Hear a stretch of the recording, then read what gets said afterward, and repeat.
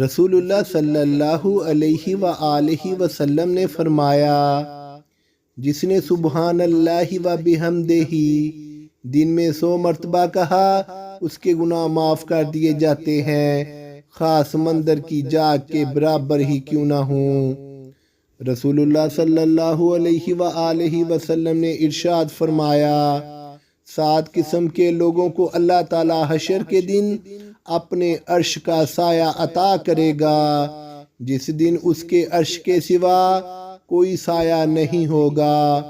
ان میں سے ایک وہ آدمی جس نے تنہائی میں اللہ کو یاد کیا تو اس کی آنکھیں بہنے لگیں۔